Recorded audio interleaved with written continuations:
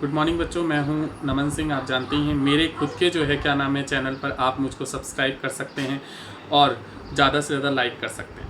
बच्चों, इसके अंदर आज मैं आपको बताऊंगा कि agriculture sector on the eve of independence हमारा किस तरीके का था या कैसा था, वो मैं आपको ज़रूर बताऊंगा। एग्रीकल्चर सेक्टर जो था इंडिपेंडेंस के समय वो बहुत ज़्यादा जो है क्या हुआ करता था, लो प्रोडक्टिविटी का हुआ करता था, क्योंकि कॉलोनियल रूल के समय हमारे पास जो है इतनी अच्छी फैसिलिटीज़ नहीं हुआ करती। दूसरा, 85% जो पॉपुलेशन है इंडियन इकोनॉमी की वो एग्रीकल्चर सेक्टर पर क्या हुआ करती थी, डिपेंड हुआ करती थी। तो एग्रीकल्चर सेक्टर पर डिपेंड होने के कारण बहुत सारी जो है प्रॉब्लम्स का हमें सामना करना पड़ा, क्योंकि हमारे पास बेटर इरिगेशन फैसिलिटीज़ नहीं हुआ करती थी।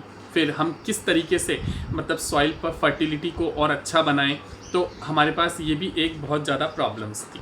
बच्चों, अब मैं आपको जो है धीरे धीरे इसके फीचर्स बताऊंगा इंडियन एग्रीकल्चर के, वो कैसे थे। सबसे पहला था लो प्रोडक्टिविटी।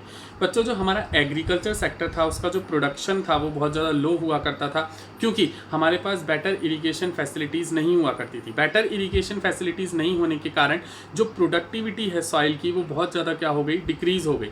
इस कारण से हमको बहुत ज़्यादा लॉस का सामना करना पड़ा। दूसरा ये था बच्चों कि जब हम लोग ज़्यादा से ज़्यादा खेती कर रहे थे, तो खेती करते समय हम लोग जो है वो खेती करते समय बच्चों हमारे पास बेटर फर्टिलाइजर्स नहीं हुआ करते थे, HYV सीड्स नहीं हुआ करते थे, जिस कारण से हमें क्या करना पड़ा, बहुत ज़्यादा प्रॉब्लम का सामना करना पड़ा।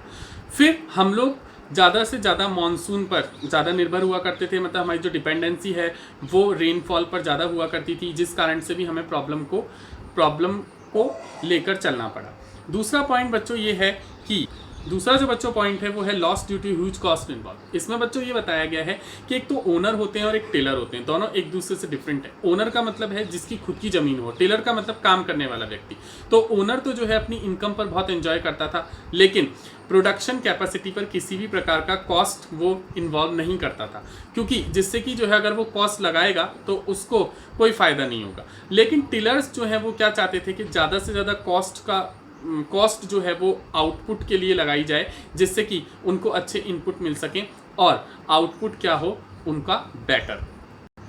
अगला पॉइंट है बच्चों फीचर्स में कि lack of means of irrigation. हमारे पास जो इरिगेशन फैसिलिटी थी सिंचाई के लिए वो बिल्कुल कम हुआ करती थी या थी ही नहीं, मानिए। ना तो प्रॉपर ट्यूबवेल हुआ करते थे, ना ही हमारे पास पानी की एक अच्छा साधन हुआ करता था, रिसोर्सेज हुआ करते थे, जिस कारण से बेटर इरिगेशन फैसिलिटी के कम होने पर हमारे प्रोडक्शन कैपेसिटी क्या हो जाती थी, डिक्रीज हो जाती थी। और ज़्यादातर किसान जो है वो किस पर डिपेंडेंट हुआ करते थे, रेनफॉल पर डिपेंड हुआ करते थे। अगले पॉइंट के अंदर बच्चों ये बता रखा है कि जो लैंड का टुकड़ा था यानी ज़मीन के जो टुकड़े हुआ करते थे वो फ्रेगमेंट था, यानी अलग अलग जगह पर था। जब पार्टीशन हुआ था तो बहुत ज़्यादा प्रोडक्शन हो जाने वाली जो लैंड थी यानी ज़मीन थी वो पाकिस्तान में चली गई, और इंडिया के अंदर लेस फर्टाइल वाली जो है ज़मीन का टुकड़ा मिला, जिस कारण से जो है इंडिया की एग्रीकल्चर को बहुत ज़्यादा लॉस हुआ, और उसका फ़ायदा किसने उठाया, पाकिस्तान।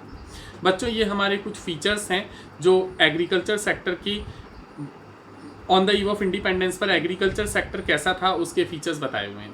बच्चों, आपको अगर मेरा ये वीडियो अच्छा लगता है तो आप इसको जो है क्या कर सकते हैं, लाइक कर सकते हैं और सब्सक्राइब करें। अगला जो टॉपिक है वो मैं आपको नेक्स्ट वीडियो में बताऊँ। Thank you.